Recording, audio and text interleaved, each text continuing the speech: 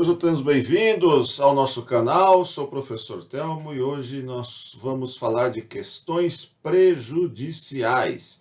Sim, matéria de processo penal, importante no nosso contexto do curso, pois estamos muito acostumados em buscar a resolução do processo por meio de descobrir ou de mostrar que não houve a participação do réu, não houve autoria, não houve materialidade do processo penal. Isso perfeito. Nós estamos tratando do mérito da resolução da questão.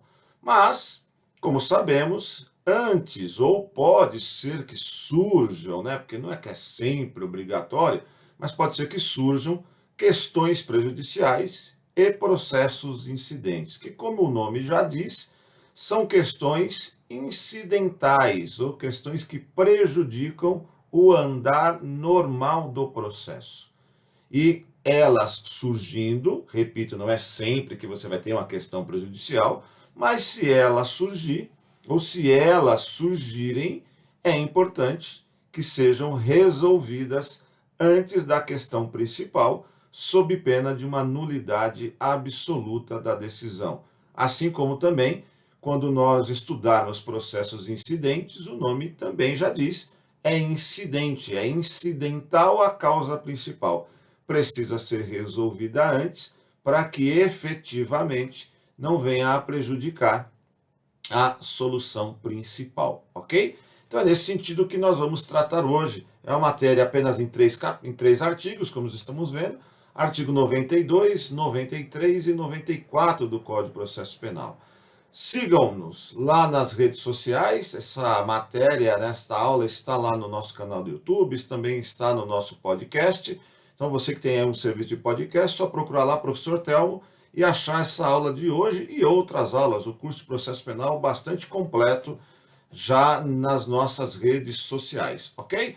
Então vou sair agora da tela para que a gente possa realmente seguir com a nossa aula. Fica aí. Muito obrigado por enquanto. Vamos lá. Bom, olha aí, O processo penal tem por finalidade resolver uma dupla questão fundamental. Isso é o que se busca, é o que se almeja sempre, Se o delito realmente existiu, aí nós estaremos falando de materialidade. E se o réu cometeu o crime, aí nós vamos estar falando de autoria.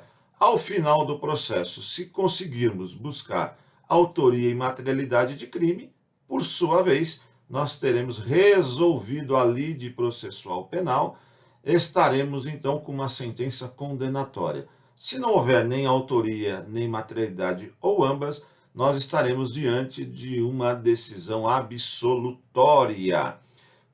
Portanto, se as duas questões forem respondidas de modo afirmativo, o acusado será condenado e, caso contrário, será absolvido. Mas aí podem aparecer controvérsias que devem ser resolvidas antes da questão principal. Estas controvérsias são chamadas de questões e processos incidentes. São aquelas discussões que têm relação com o crime ou com o processo propriamente dito e devem necessariamente ser resolvidas antes da questão principal, sob pena, como adiantei, de uma nulidade absoluta. Ou seja, todo o processo ser perdido, ou pelo menos parte dele ser perdido, por ignorância ou por ter sido ignorada uma questão prejudicial ou um processo incidente. Perfeito? Então, e aí, O que são questões prejudiciais? O Código de Processo Penal traz isso nos artigos 92, 93 e 94. E por uma outra aula, nós vamos falar dos processos incidentes, que estão lá nos artigos 95 a 154 do Código de Processo Penal. Nós estamos falando das exceções, incompatibilidade e impedimentos, conflito de jurisdição, restituição das coisas apreendidas, medidas assecuratórias, incidente de falsidade e, por fim, incidente de insanidade mental do acusado.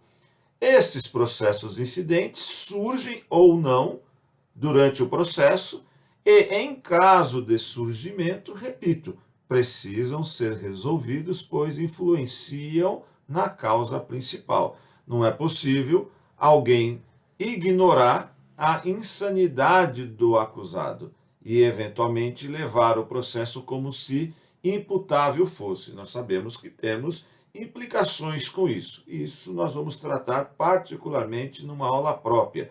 Então, nós vamos hoje tratar de questões prejudiciais, depois nós vamos falar dos processos incidentes e, um a um, nós vamos discutir isso em aula apropriada. Bom, e aí, né? Vamos lá para as questões prejudiciais. O que diz o artigo 92 do Código de Processo Penal? Se a decisão sobre a existência da infração depender da solução de controvérsia que o juiz repute séria e fundada sobre o estado civil das coisas, o curso da ação penal ficará suspenso, até que, no juízo civil, seja a controvérsia dirimida por sentença passada em julgado, sem prejuízo, entretanto, da inquirição das testemunhas e de outras provas de natureza urgente. O parágrafo único do 92 ainda nos traz: se for o crime de ação pública, o Ministério Público, quando necessário, promoverá a ação civil ou prosseguirá na que tiver sido iniciada com a citação dos interessados. Vejam, né? A redação do artigo 92 não é uma redação das mais fáceis, né? Que você bate o olho, você faz uma leitura e você realmente compreende. Costumo sempre buscar aqui trazer um método exemplificativo para depois olharmos o método aqui teórico, que nada mais é do que a leitura do artigo que acabamos de fazer. Mas olhando o artigo 92, dá para a gente já começar a fazer uma análise dissecando partes do artigo. Se a decisão sobre a existência da infração depender da solução de controvérsia. Então, a primeira parte, se a decisão sobre a existência da infração nada mais é do que, ao final do processo, para a sentença, para a decisão do juiz, a infração, a busca de autoria e materialidade depende de uma controvérsia, depende de uma questão prejudicial.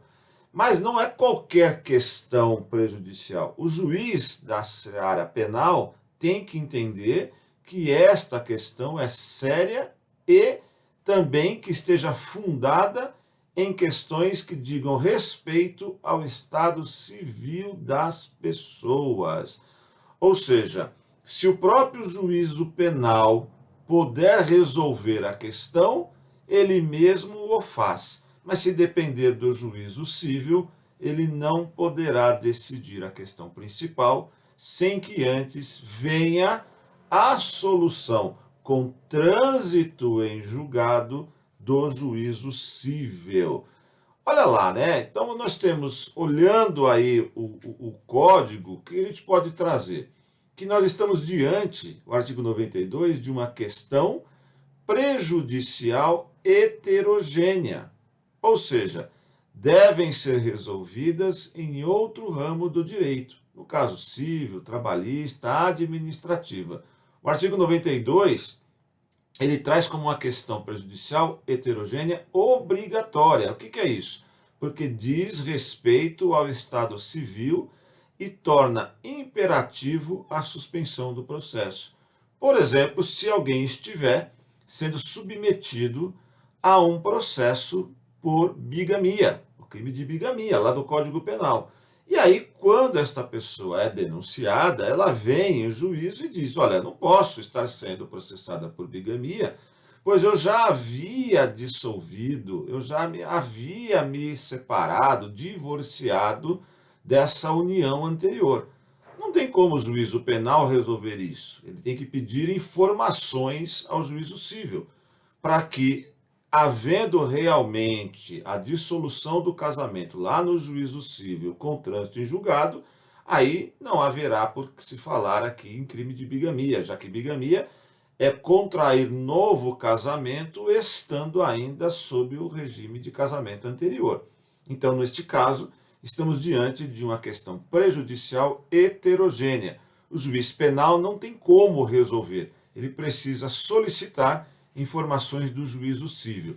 Fica aqui sempre, né, a faculdade do juiz suspender ou não o curso da ação penal. É necessário que suspenda, mesmo que o espaço de tempo entre a resposta do juízo civil ao juízo penal seja pequeno, para que não haja aí o benefício, eventualmente, da prescrição, em caso não se comprovando a exata questão prejudicial, ok?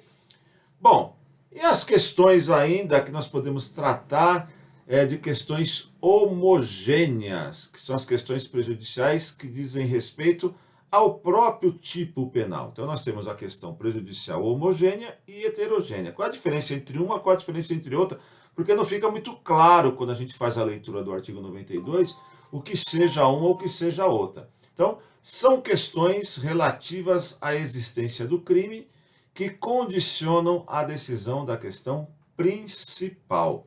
Questões prejudiciais homogêneas devem ser decididas no próprio juízo penal. O exemplo que a gente traz aqui para vocês é a exceção da verdade no crime de calúnia, que é o parágrafo 3º lá no artigo 138. Então, o querelado, agora, em juízo, ele quer provar que o que ele falou não era mentira, ou seja, aquela imputação falsa de crime que ensejou o querelante promover uma ação penal privada contra o querelado, ele agora, em juízo, querelado, diz que tem provas de que aquele crime realmente existiu e que o querelante é realmente o autor do crime, ou seja, a exceção da verdade. Como se trata no próprio juízo penal, é o próprio juízo penal que vai avaliar aquela questão prejudicial trazida pelo querelado no processo penal. Ok? Bom, artigo 93. Se o reconhecimento da existência da infração penal depender de decisão sobre questão diversa da prevista no artigo anterior, da competência do juízo civil, e se neste houver sido proposta ação para resolvê-la, o juiz criminal poderá, desde que essa questão seja de difícil solução e não verse sobre o direito cuja prova a lei civil limite, suspender o curso do processo, após a inquirição das testemunhas e realização das outras provas de natureza urgente. É o que nós já falamos sobre a questão prejudicial heterogênea. Não depende do juízo penal a solução da controvérsia, a solução da questão prejudicial. Ele precisa, então, se valer de um outro juízo. Neste caso, é viável que ele suspenda o processo penal para que o autor não venha a ser beneficiado em caso do processo seguir com a prescrição. O que diz ainda o artigo 93 em seus parágrafos? Parágrafo 1º. O juiz marcará o prazo da suspensão, que poderá ser razoavelmente prorrogado, se a demora não for imputável à parte. Expirado o prazo sem que o juiz civil tenha proferido decisão, o juiz criminal fará prosseguir o processo, retomando sua competência para resolver de fato e de direito toda a matéria da acusação ou da defesa. Do despacho que denegar a suspensão, não caberá recurso. Suspenso o processo e, tratando-se de crime de ação pública, incumbirá ao Ministério Público intervir imediatamente na causa civil para o fim de promover-lhe o rápido andamento. Então, aqui tem o trâmite dessa questão prejudicial heterogênea. Eu não gosto muito das expressões prazo razoável e assim por diante, mas um país como o nosso, transcontinental, não se sabe aí aonde está o juízo. Imagine uma demanda no estado de São Paulo e o juízo civil seja na região norte, na região nordeste, distante da região paulista. Mesmo hoje, com o advento das mídias digitais, a demora dessa resposta pode realmente prejudicar o andamento do processo. E como é um caso prático, sempre tem que analisar o caso prático, cabe aí ao julgador esta suspensão com prazo razoável. O que é importante é que, expirado o prazo sem que o juízo civil tenha proferido decisão, o juiz criminal fará prosseguir o processo, retomando sua competência para resolver de fato e de direito toda a matéria da acusação ou da defesa. Fica prejudicado, entendo eu, esta parte, porque o juiz vai ter que fundamentar muito bem, porque se ele suspendeu o processo, para que venha esta resposta, por exemplo, lá daquela pessoa que está sendo acusada por bigamia, de que já havia se separado no juízo competente cível. Bom, ele suspendeu. Por algum motivo não veio esta informação.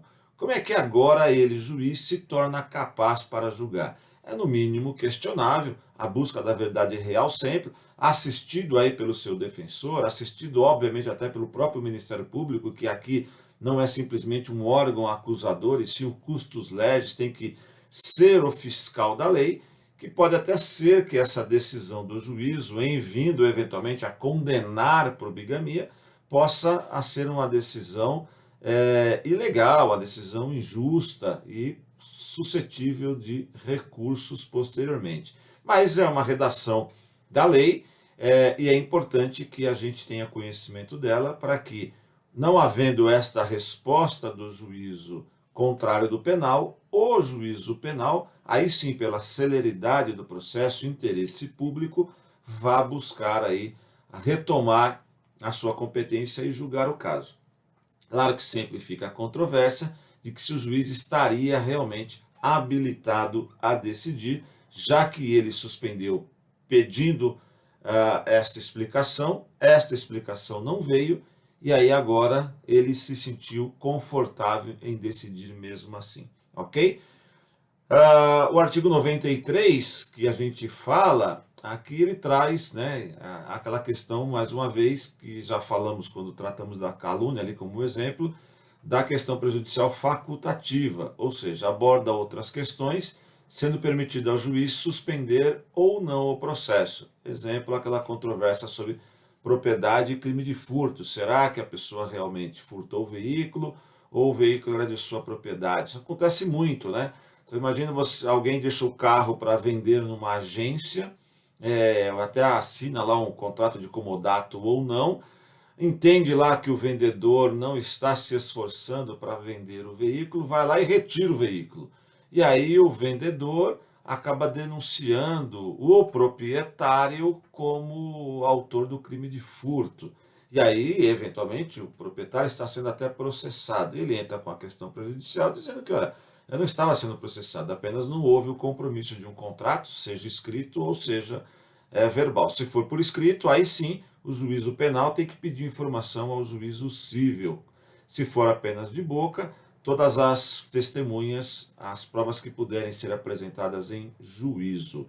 Ok, turma? Então, com isso, a gente rapidamente fala sobre as questões prejudiciais no nosso processo penal, ou seja, a questão prejudicial homogênea, que podem ser resolvidas no próprio juízo civil, no próprio juízo penal, desculpa, e a questão heterogênea, que podem ser resolvidas ou dependem de resolução do juízo externo ao juízo penal. O importante, questão prejudicial, em ocorrendo no processo principal, precisam ser resolvidas antes da causa principal, pois elas influenciarão a decisão do juízo. Com isso eu agradeço. Fica mais uma vez o registro para quem ainda não nos segue lá no canal do YouTube, Professor Temístocles Cristão, dá lá o seu joinha se você gostou dessa explicação e segue para receber as atualizações. Muito obrigado e até a próxima, se Deus assim permitir.